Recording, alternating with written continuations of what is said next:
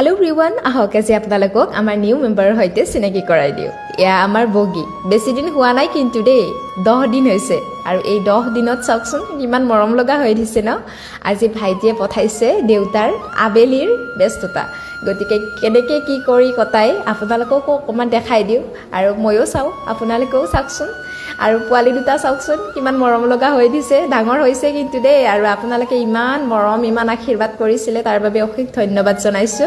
আৰু দেউতাই বহুত বেছি সুখী আৰু দেউতাৰ সুখবোৰত ময়ো বহুত সুখী অনুভৱ কৰোঁ। সেইকাৰণে ভাবিলোঁ আপোনালোকৰ সৈতে ভিডিঅ'টো শ্বেয়াৰ কৰোঁ, কাৰণ দেউতাই এনি টাইম মানে গৰু ছাগলীৰ সৈতে বা খেতিখনৰ লগতে সময় অতিবাহিত কৰে। কেতিয়াও মোৰ দেউতাই সময় নাপায়।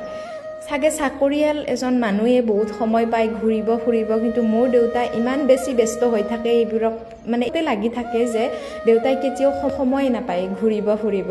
গতিকে কেতিয়াবা এনেকুৱা মুহূৰ্ত দেখুৱাবলৈ মোৰো মন যায় আপোনালোকক ব্যস্ততাবোৰ। আৰু গৰু ছাগলীক ইমান বেছি মৰম কৰে, মানে গৰু ছাগলীয়ে যি কয় দেউতাই গৰু ছাগলীয়েও বুজি পায়। মানে জীৱ জন্তুক যিমান মৰম কৰিব সেই মৰমৰ প্ৰতিদান কিন্তু জীৱ জন্তুই দিয়ে, কিন্তু আজিকালি মানুহে নিদিয়ে। গতিকে মোৰ দেউতাৰ কিছুমান এনেকুৱা মুহূৰ্ত সাঁচি ৰাখিছোঁ আৰু আপোনালোকৰ সৈতেও শ্বেয়াৰ কৰিছোঁ। আপোনালোকে ভিডিঅ'টো কেনেকুৱা পালে জনাব। আৰু যাৰ ঘৰত গৰু ছাগলী আছে হয়তো তেওঁলোকেও অনুভৱ কৰিব পাৰিছে কিমান বেছি সুখী। এনেকুৱা পোৱালি হোৱাৰ পিছত বহুত ভাল লাগে।